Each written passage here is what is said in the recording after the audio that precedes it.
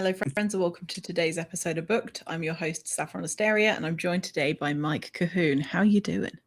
I'm great. Thanks for having me. Of course, thank you for coming. I'm pretty sure we had this booked in months ago, so thank you for still coming and not giving up on the way No, here. I understand how it is. Trust me. Well, I mean, you have your own show going on, and Yeah. I know you don't always have guests on, but it's so much planning and faffing about. Yeah, it's a lot of work. It's a lot more work than people think it is. Yeah. People think it's just getting on there and yapping, but there's a lot that goes into podcasting. So much. And there's three of you as well. So I don't know if that's good or bad. Does that mean It that it's split between the three of you, or is it three times the amount of work? Honestly, no, honestly, it's great having three people because, Mhm, Isaac does a lot of our tech stuff. He's the guy who's the most experienced with that. mhm, But then between me and Tim, we kind of like split some of the other work, like reaching out to guests and mhm. scheduling people and doing social media and stuff like that. I mean, I had looked into doing a podcast or something solo for a while, and I was Yeah, like, there's no way I can do this by myself. I don't have the time. So yeah. having the chance to do it with two other people really makes it easier. It's such a fun experience, and you get the opportunity to learn so much through doing it. I mean, I think I've been doing this like less than 2 years now. Yeah. And I feel like I've grown as a person in patience. I now know how to plan things better because you just don't have a choice sometimes, especially if you have like a regular schedule. But so your show is Pen and Dragon. Yep, that's Um, right. so do you guys talk about like exclusively fantasy stuff or? So we kind of talk about the gambit of we run the gambit of fantasy, sci-fi, Mhm, all genre fiction. We talk about current events, indie news, mhm, just everything. We do, we have guests on, like you said, occasionally. It's mhm, just sort of a more general show. Because we Isaac, one of our members, he already does another show, all caps, mhm, and he does interviews. So we kind of wanted to do something that was a little bit different.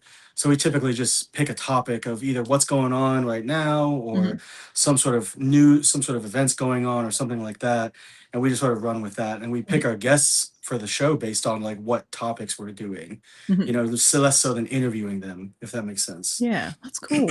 Yeah. Awesome.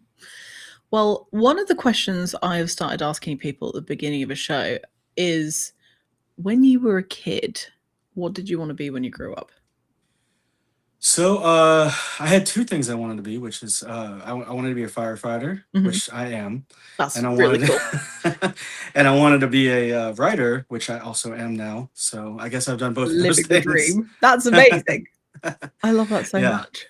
That's so cool. So thank you. are you like full on firefighter that goes out, fights fires like as your day job? Yeah, so I'm a career firefighter. I've been doing it for almost 15 years now. Wow. I live in like the Atlanta area. Mhm. And so I was a firefighter in the city for like 10 years. And now I live outside the city and I'm firefighter out here. So Mhm. Is it busy? in the city was very busy. Mm, Out here is less so, which mhm. which now that I have kids and all that, it's a little bit easier on me and and the family and all that. So Mhm. God, that must be so stressful. At least you have writing to like have a chill time and indulge your sort of I don't know. Is it relaxing? Is it helpful, or is that just as stressful? No, it's great. I love the writing aspect of it. Mm, It's the publishing aspect is a little bit more stressful. yeah. the Yes. the writing is a lot of fun and it's definitely relaxing. It's definitely something that I enjoy. Mhm, And now, keeping up with learning all the publishing, doing websites, mhm, marketing, the dreaded marketing thing, that's a mhm. lot of work. But but yeah, no, I love writing. It's great. That's awesome. So, wanting to be a writer from being a kid, when did you start actually writing with the idea that you were actually going to publish it? So that's funny. It's a hard question because Mm, I was a big reader when I was little, and I've always been a big reader my whole life. And mhm. I started writing when I was really little, and I majored actually in English and writing and linguistics basically in That's college. cool. And then I didn't do anything with it. I became a firefighter. But and I wrote here and there for little things. Started writing books, started writing for other stuff. But I never really took it seriously until my early 30s when we had our first kid, and I Mhm, kind of was like, I've always wanted to do this. It's always been something that's been in the back of my head, and I always said I was going to do it one day. And I think I think for a lot of people, myself included, once you have kids, you're kind of like, well, you realize that you only have so much time. And I was like, I don't want to wait until I'm 80 years old and, look back and be like, I never wrote that book, Hmm. so that's what really sparked me to start this whole journey, Hmm. I guess you could say. That's cool. Yeah. So you are an indie author, so you self-publish your work. Yep. Has there been any point in this process where you were like, I want to be traditionally published, or did you sort of set out from the beginning to be an indie? So I kind of the opposite. I started out not knowing anything about the indie space, Hmm. and I finished my book and I started querying, and I got some interesting responses from that. I had some people that were kind of interested. Hmm. The funniest response I got from an agent was that they liked the book, but I didn't have any social media presence, and so they That's so couldn't cheeky. right? Because at the Oh. time, yeah, at the time before I started doing this whole author thing, I didn't really have much social media. I had a Facebook and like an Hmm. Instagram. I checked them once in a while, not very often. I wasn't really into it. Now I have all of them. I'm everywhere. Hmm. But no, I was querying for a few months, and pretty quickly, 3 or 4 months in, I had learned more. Just being in the space, I learned a lot about indie publishing, Hmm. and I decided that that was the route that I wanted to go, because I wanted, first of all, to kind of learn this whole game, Hmm. and kind of get understand how things are done just from the ground up, Yeah. understand everything from getting a cover made to doing a blurb, but also I wanted to put the story out there the way I want it to be, Hmm. and a lot of what people don't realize about traditional publishing, I think, is that they do have a lot of things that they ask you to do or they Hmm. change. I've talked to Yeah. several authors and they said, yeah, my original manuscript and my finished manuscript were very different based off of what they told me they wanted or what things they wanted me to change. And I know that's not everybody's experience, but Yeah. it's some people's. So, Hmm. and I really wanted my first book to be what I wrote. Yeah. I think I'm sure I've said this before, but it depends ultimately on the goal that you have for your Right, work, because I right, think some people, their goal and their desire is to be able to say that they have been published by XYZ. right. And in order to do that, there are some compromises that need to be made. But if you're like, I just want this thing to exist the way that I love it, and I would like other people to maybe find it and hopefully enjoy it too, then I mean, going down the indie route is like the perfect choice, because Yeah, you don't have to. I mean, I'm sure that there are some compromises that people have to make because of like funding and all that sort of stuff. right. But yeah, there is a huge amount of freedom in it.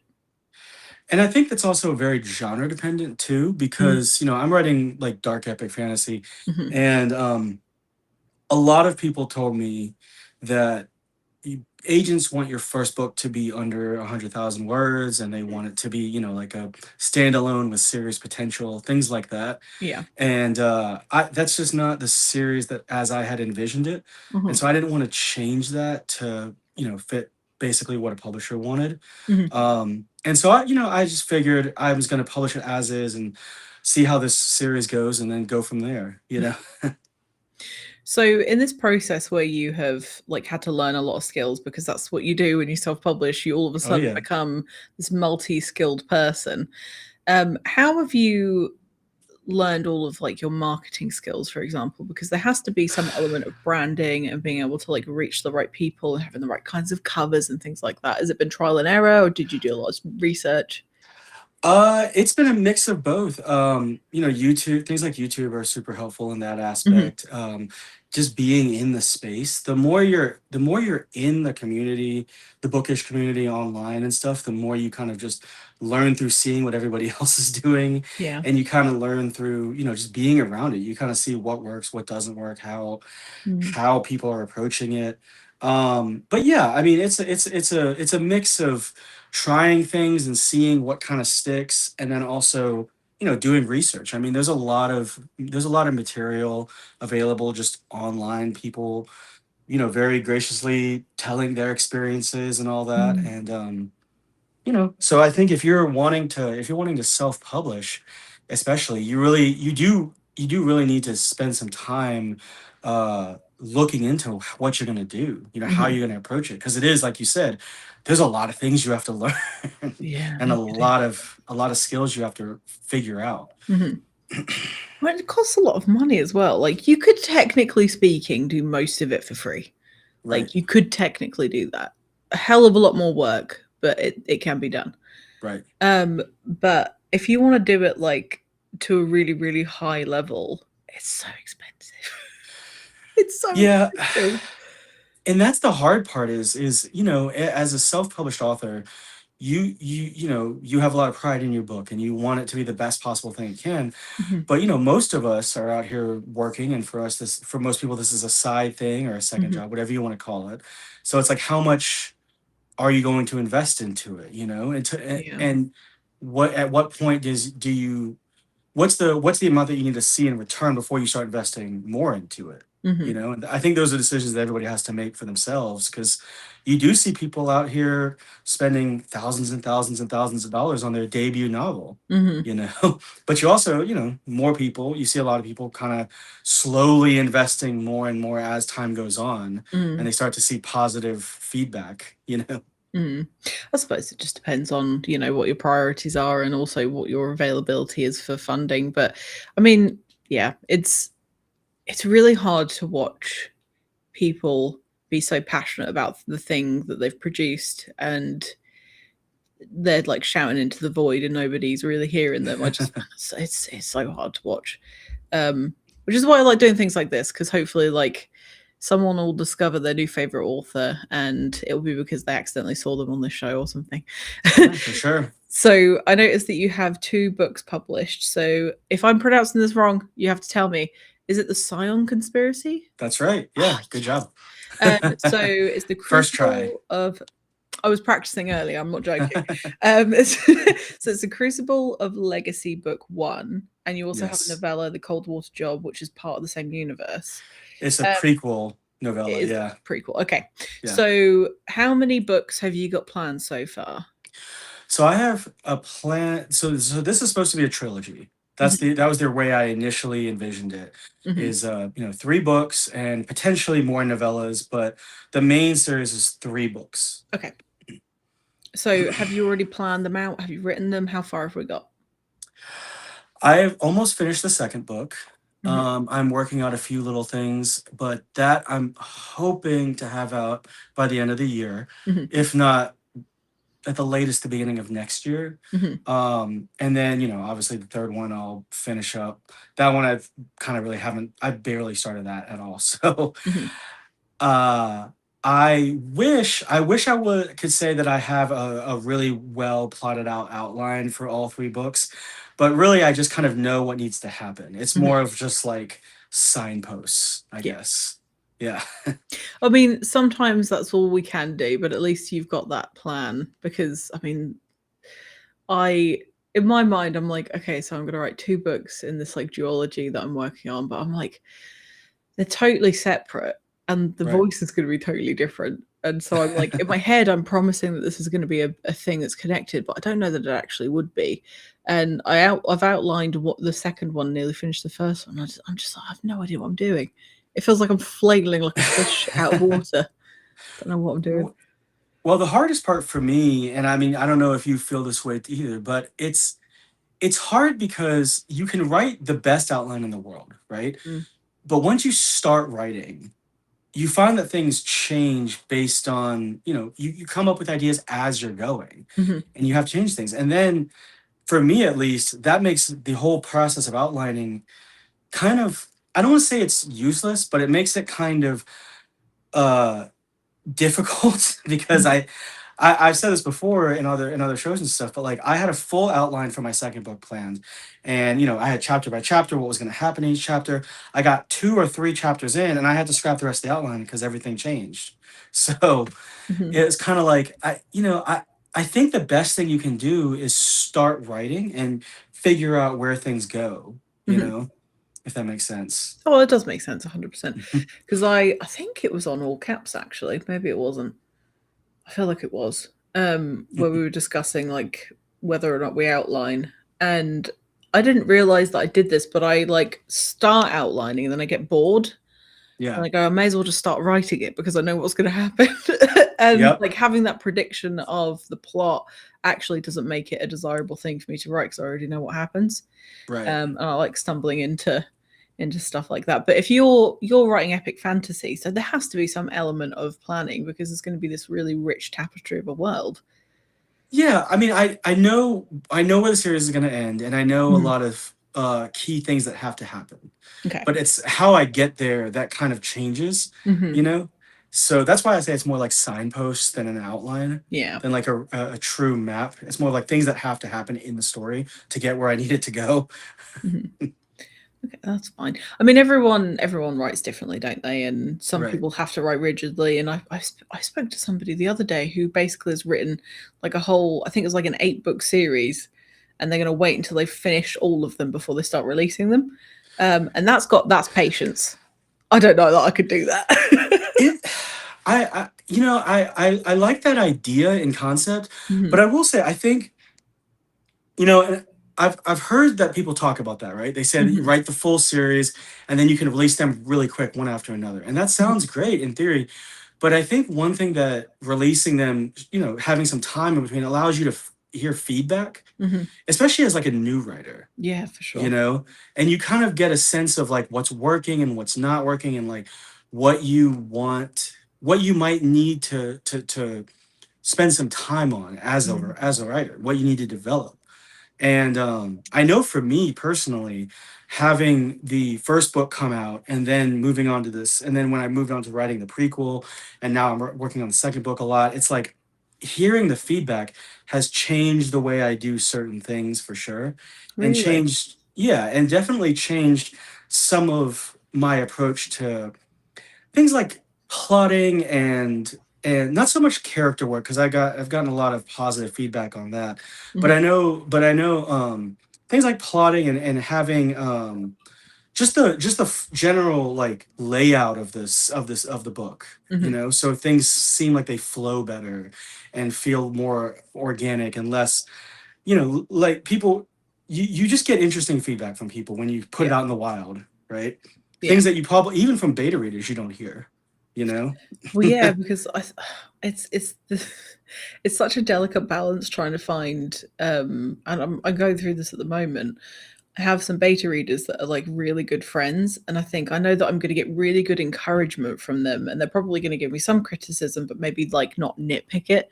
And I'm Right, trying to find people who I trust that I know will shoot straight. Like they'll tell me what I don't want to hear, but I need to hear. right. And that is so vital. And that's something that the first ever episode of the show was with Katie Carlisle, and I was like, "You should give your book to people that like you." And she was like, "No, that don't do that. That is not Yeah. necessarily like the goal, especially if you want to improve." And I was like, "Oh," and now I get it because it really changes you as a person. Well, and another thing too is when you give it to people, they can reach out and ask you questions, Yeah. right? Clarify things like, Mhm. and that impacts how they understand the book. Like Yeah.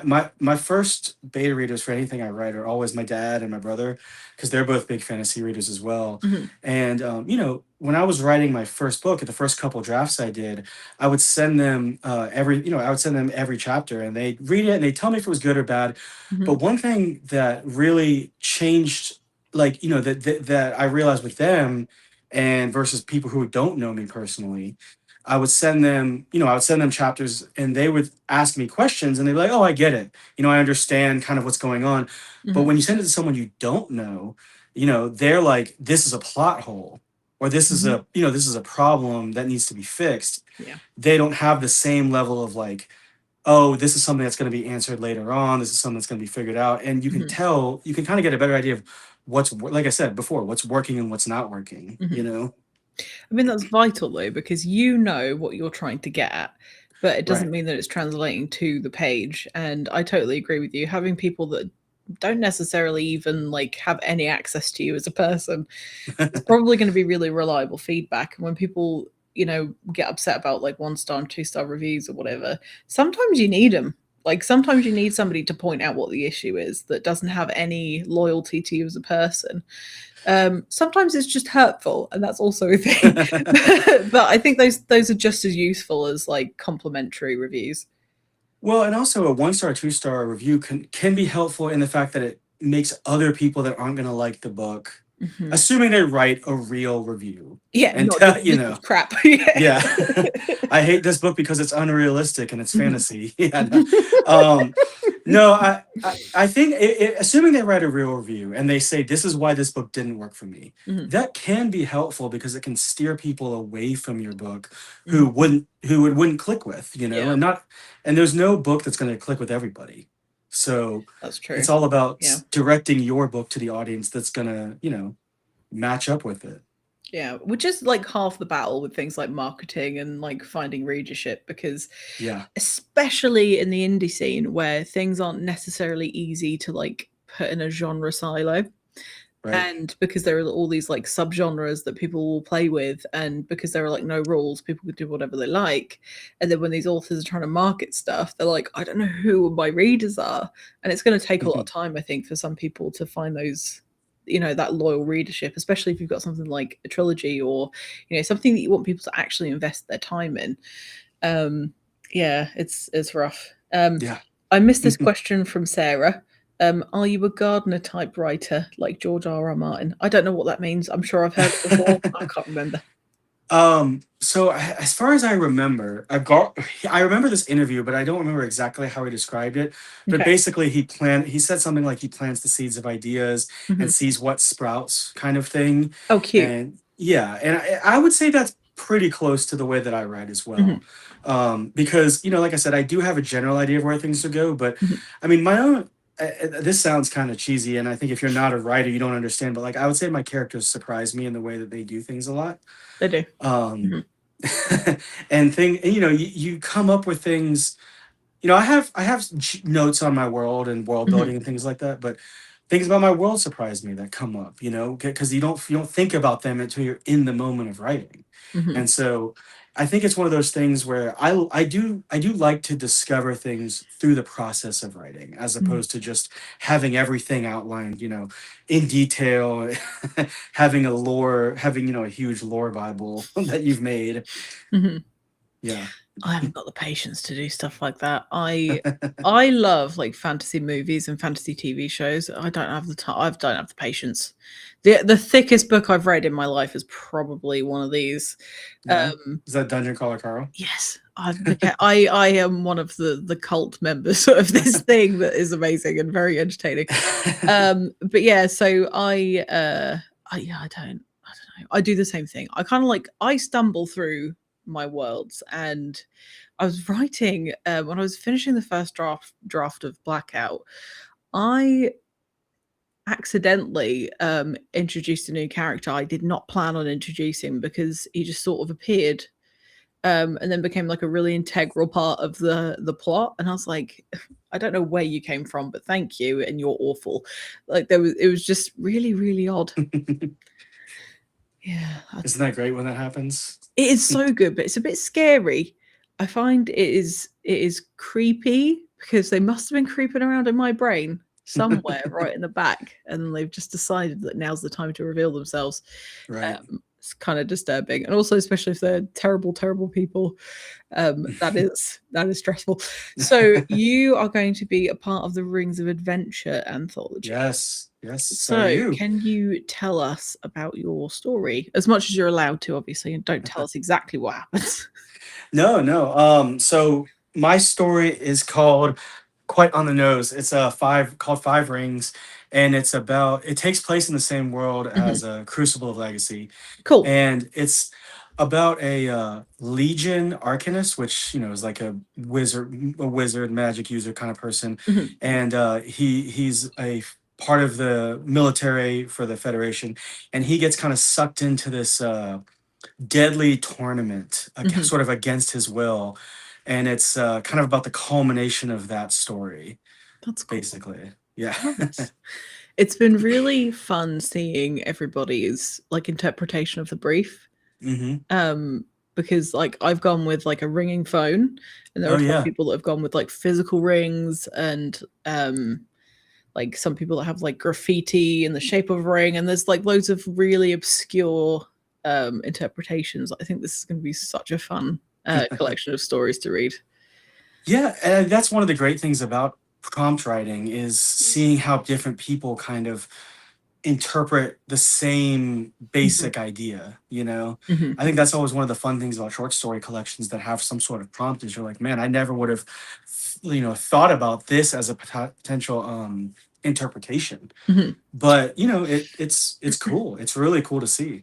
Yeah, it's super fun. I should probably put a link for the Kickstarter in the description of this episode. I'll do that after this, because we Yeah, both have stories in it, and we also have two people in the chat who have stories in it. So I feel like we nice. probably should.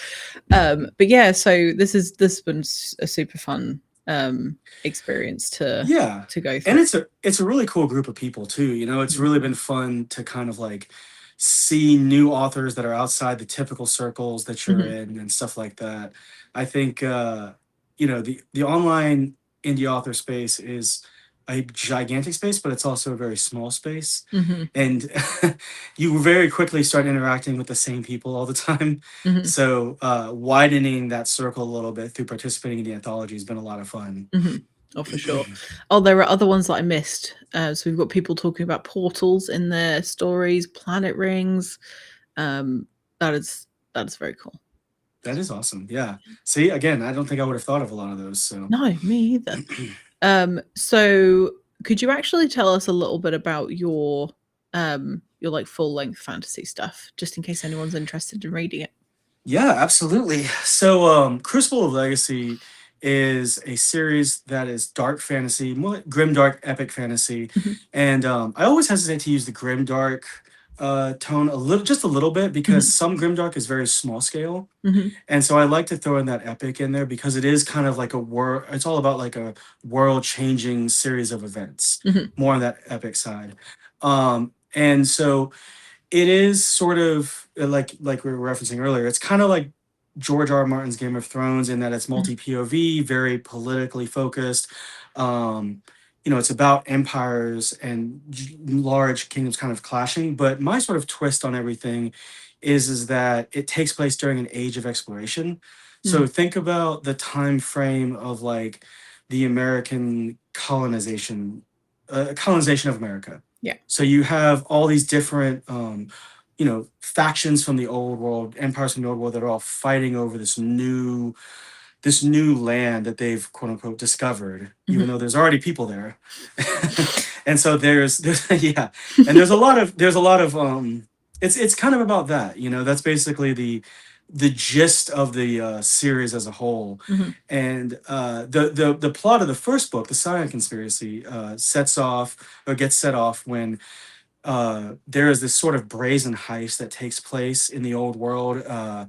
and these thieves break into a fortress city, and that sets off this whole series of events where the nobles and all these people become aware that there's this secret cabal of people doing something and abducting gifted children from the old world and uh, from all over the continent, and then they sort of follow those strings to figure out what's going on, and they very quickly realize that it has something to do with the new world and there's something going on in the new world, and that's how it goes. That's kind of the gist of the first book is them diving into the conspiracy and figuring out what's going on. Awesome. Yeah. Well, if anyone is interested in checking those out, I have put Mike's link tree. There's a QR code there, and there's a link down there in the Thank you. description, not in my lap. Made it easy for you, so you should go check them out. So, who would you say that you write for?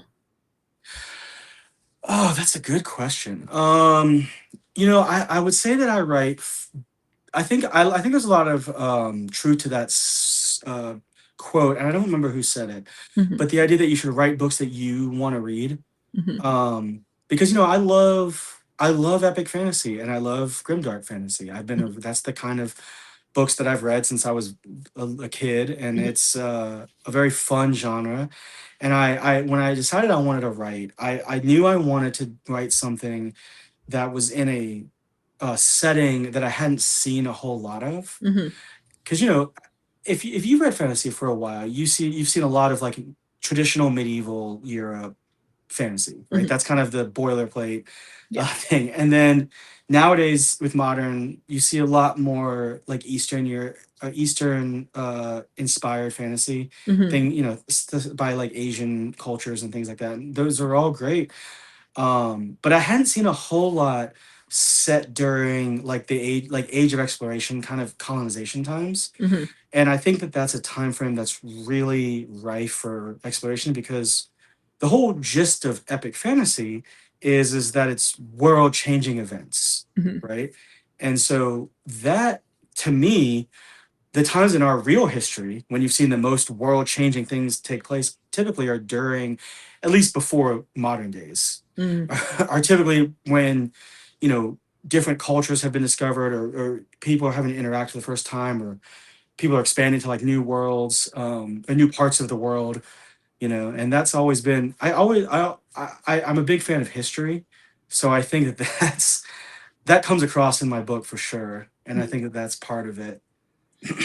I think that's something that a lot of fantasy authors share is their love of history, and most fantasy authors I speak to love history, Yeah. because I think it's expected. Again, if you're going back to like depends what your goal is and who your readers are, but a lot of time like the expectation of reading fantasy is that it's not modern unless it's specifically labeled urban fantasy. So I suppose having something like a love of history is going to really help you to make that world more immersive for the reader. Yeah, I think so. And I think being fantasy, so much of fantasy and so much of, fiction is kind of like looking at conflicts in our real world, Mhm. right? And looking at things that people are have been for years and years and years trying to figure out in a real world, Mhm. conflicts over who has the right to do what, and how people should deal with having power, Mhm. and how civilizations should interact with each other. Mhm. And I think reinterpreting that and analyzing that through a lens of a fantasy setting is kind of the whole I don't want to say the whole point, but it is kind of like why people enjoy one of the reasons people enjoy fantasy so much, Mhm. or just genre fiction in general, is you get to see a conflict that is from the real world but through this hyper, extreme lens. Mhm. Absolutely. See, there's another one, Ellen Yeah. Holmes history. There we Um, go. so you said that you have been writing and reading ever since you were little.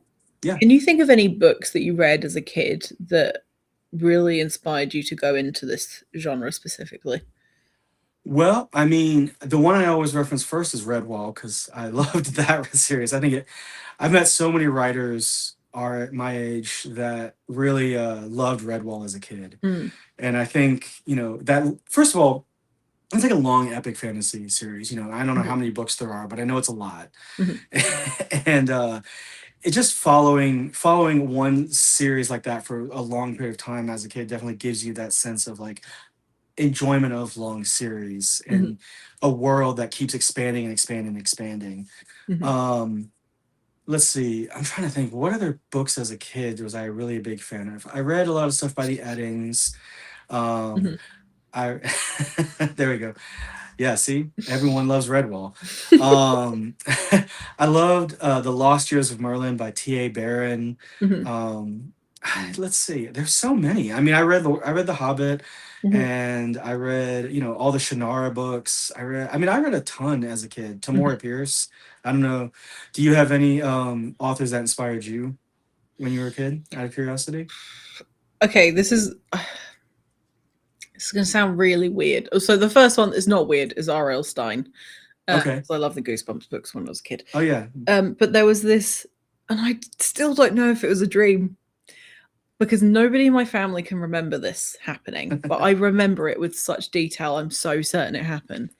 When I was a little kid, I was always really creative, and I was always told, like, oh, you should write. And if you just paid attention at school, you'd do really well. And that sort of thing. Um, and I remember doing a summer school thing. So in England, you do like little, you probably do similar here, but um, sometimes you would do like during the summer holidays, you would go and do a little class or, go create something on the weekend or whatever it was. And I remember going to this school that was not my school for a summer class with, I think it was the children's author, Michael Morpurgo. And I'm not entirely sure if that actually happened because in my head, I was maybe 5 or 6, like really young, only just Right. able to like figure out what the heck I was doing. And I just remember doing a creative writing class as a tiny child, and nobody ever spoke about it again. And I vaguely remember it being in the newspaper, but I can't find anything about it.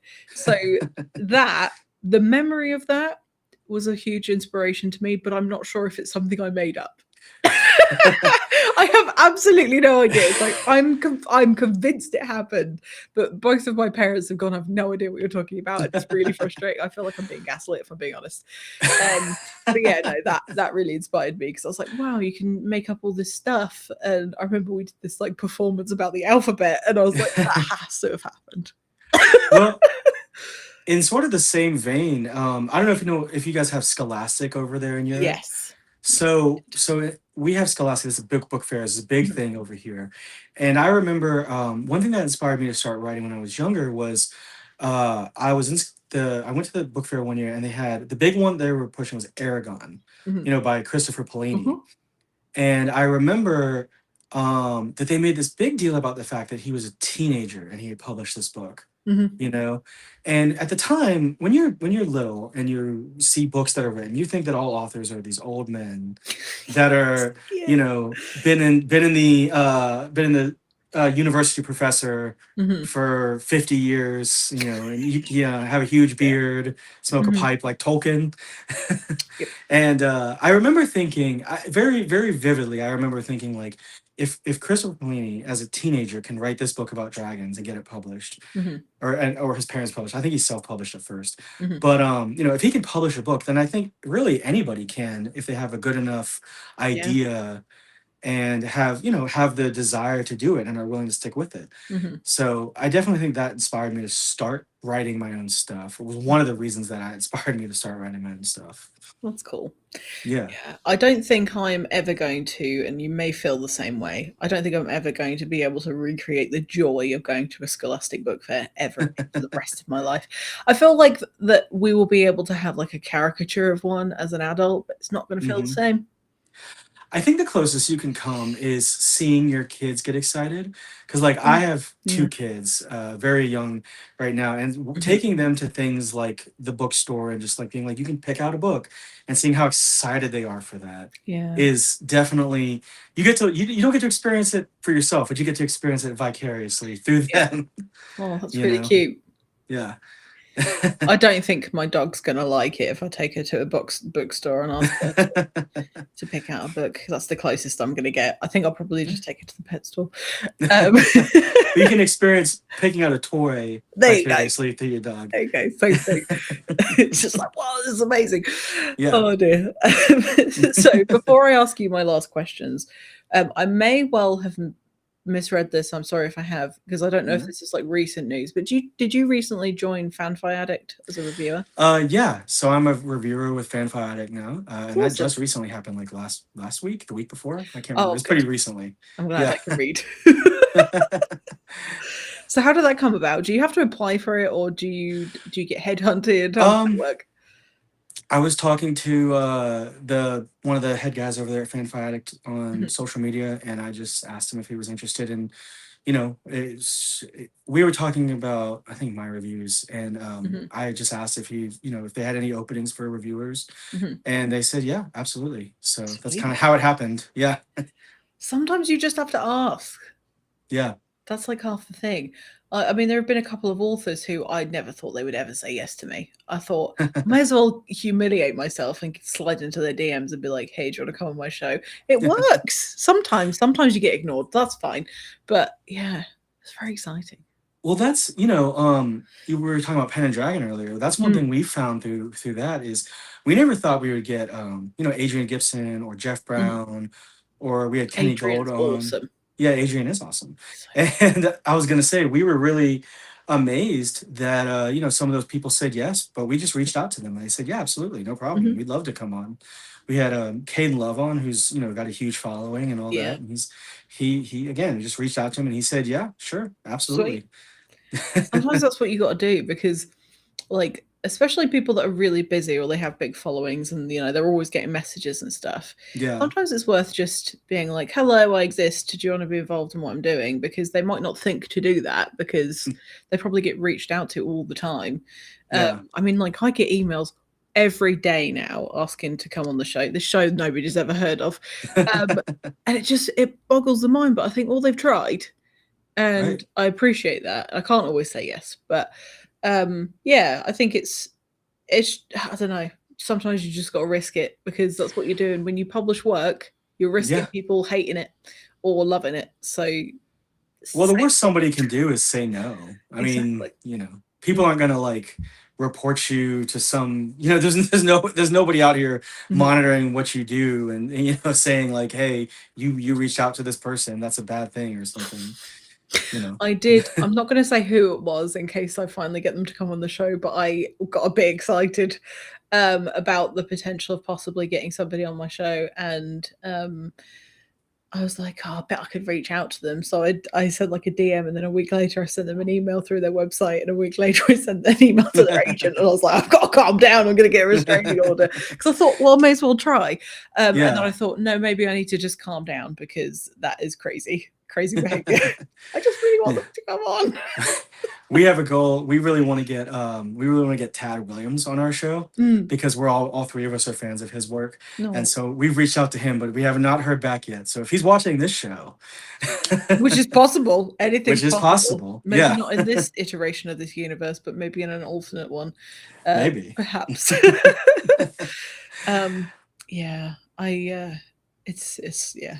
I think over time people are more likely to say yes, especially when you like grow subscription counts and stuff like that. It definitely makes a huge difference. And That you and will I get think more spam. yeah. Yeah, and I think being in the space for a while too, like not being a flash in the pan, because most podcasts and things they end really fast. I don't Mhm. know if you knew that. I don't know if you've seen those numbers, but Yes, yes. yeah. I was determined for that not to be me. And I remember getting this like I think it was when Spotify's like, "Congrats, you did a thing." I think it was Spotify said something like, "You have had more like consistent episodes than the top 1% of podcasts that start," and I was like, "That doesn't Wow. sound right. That doesn't sound right." But okay, Good because for I you. don't think I've missed a week um, since December 2024. That's really impressive. You have That's you have that's an accomplishment in and of itself. Well, you have to do it though, because I think if you want to make something of anything, whether it's podcasting, writing books, marketing things, your whatever career you have, if you're not Right. consistent, people are not going to buy into it. Because if you have this like inconsistent, flaky, and I'm not saying it about anyone in particular, just as like an observation, if you're like really flaky or if you're not reliable, then why would people invest in your worlds that you've created, invest their time and money if they don't know when the next thing is going to come? Right. And it's hard because life gets in the way, and if you have kids, then kids get in the way. If you Yeah. have a partner, then partners take up time, and you've got to do your day job or whatever the thing is, and it's Yeah. really hard to stay consistent, but sometimes you just have to ride that burnout. Well, and a lot of it is coming down to making choices, right? I Yeah. mean, you can choose to sit and work on your book at the end of the day. Mhm, You might be tired and you might want to just sit and veg and watch TV. mhm, But sometimes, if you want to be consistent, you at least have to choose to write or choose to work on your podcast or do whatever mhm, at least a certain amount of times a week. Otherwise, you're never going to make any progress on it, right? mhm. Absolutely. And yeah, I mean, that kind of just blanket goes over everything, doesn't it? Yeah, Um, absolutely. Yeah. Well, this time has gone by very quickly, and I want to be able to ask you these final two questions. So, Okay. as an author, what would you say is success for you? Well, it's funny. I would say the success was publishing a book. Mhm. That was really my only goal when I started this. Mm, Um, Now I would say success is just finishing the book, the Mm. series, really.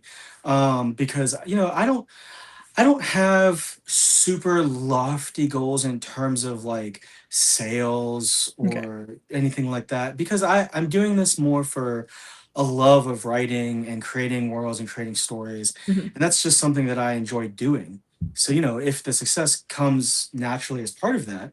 then that's great. But, a big part of the reason I did this was because I just wanted to be able to say, to like my kids, and when I'm older, I wanted to be able to say I actually tried this thing that I've always wanted to do. Mhm. And I've already done that. So anything from here on is kind of, you know, It's all gravy. it's all gravy. Yeah, Yeah. exactly. That's awesome. I'm really pleased to hear that. And I think, I mean, a lot of authors that I've spoken to have said, that success goalpost moves constantly. But I think if Yeah, you are satisfied with what you are doing, then it makes the whole journey a lot more satisfying overall, because you're right. not like trying to chase something that potentially might not be achievable. But I suppose it does depend on what your personality's like, because some people have to have like that unreachable goal so that it never ends. Yeah. Well, and a big thing that you see in the author space and book online space is people being very dissatisfied because they're not hitting these goals that they Mhm. want to hit. That they're seeing other people hit, Mhm. right? And I understand that, but it's also like you have to have some sort of internal satisfaction with what you're doing, because writing takes a lot and it's very time consuming. It's very, thing. And then publishing is another thing that takes a lot of work Yeah. and a whole lot of time. Yeah, you're right. And if you're not getting some level of satisfaction just for the fact that you're writing and publishing your books, you're always going to be comparing yourself to that next thing, Mhm. right? There's always going to be someone more, unless you're, one of the big name authors in the world, there's always going to be someone more successful than you. Yep. And if you are one of the big successful, there's always going to be someone coming along that's going to be the next big thing. Mhm. So, Yeah. you know, I feel like you have to do it for the love of the craft Yeah. more so than anything. Yeah, otherwise you're just robbing yourself of the joy, Yeah. basically. I feel the same way about, I'm going to say, I never normally talk about AI on this show, but I'm going to really, really, really, really fast. I don't understand why people would use AI to produce anything at all, but largely like in the writing space, because you're just robbing yourself of the opportunity to connect with your own work. And that is crazy to me. I agree Yeah. 100%. Because again, if you could, let's say you could produce a great book with AI in however long it takes. Yeah. I don't know. I don't use AI, so I don't know. But if why, like, you're not developing the skill set of writing, you're not Hmm. actually going through the process.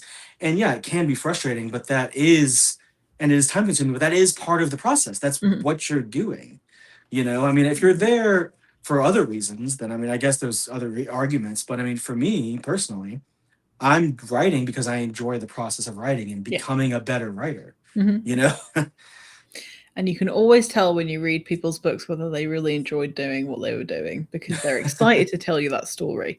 Yeah. I do believe it's like, I don't know, you can tell when a chef really enjoyed cooking that meal for you because it's going to be that little bit more tasty. It's a very similar thing. Yeah. So, my last question for you today is, if you could go back to, and you can choose one of two things. So if you could Mhm. either go back to when you were a little kid and you were writing, or when you first started writing to publish, if you could go back to one of those times and give yourself any advice, what advice would you give? So, if I was going to go back to when I first started thinking about publishing, Hmm. I would say the biggest thing I would tell myself is like, don't rush, and kind Mm-hmm. of come up with a plan on what you want to do with your writing. Hmm. Because I don't want to say I rushed to publish, because I mean I finished my book and then I took a year to publish it. So that's not like rushing.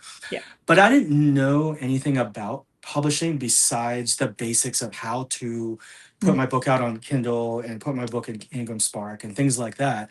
I researched the actual like mechanics of doing that. Hmm. But as far as like the bookish, I started my author Instagram like a month before I launched my book. Wow. And yeah. And then and like I didn't do any of I didn't do the social media stuff until like basically I had already almost launched my book. Hmm. And then it was kind of like I felt like I was kind of playing catch up because I didn't have a marketing strategy. I didn't have a plan for advertising. I didn't have, I didn't know anybody in the book space. So it Mhm. was like, oh, I should have been sending out arcs 3 months before I launched my book. I Mm. should have been reaching out to reviewers. I remember I sent a reviewer a copy of my book, and she was very gracious, and she said, "Thank you so much. I appreciate it." And it was like a week before I was supposed to send my book out because I didn't know anything about the space. I didn't know how it worked. Mhm. And I was like, "Oh, thank you, blah blah." And she was like, "I should get to this in about a year and a half." And I was like, "What?" But they just get so many review requests. That's So crazy. yeah, I didn't know that, and I didn't know, again, I didn't know anything about how the space worked. I didn't know anything. I didn't even know that, the bookish space was such a big deal, Yeah. online. Like, I didn't know it was so big and its own little community, really. Well, some So, people make their whole career out of just reviewing books. right, Like that's bonkers. There's just so many levels of this entire process that is so competitive.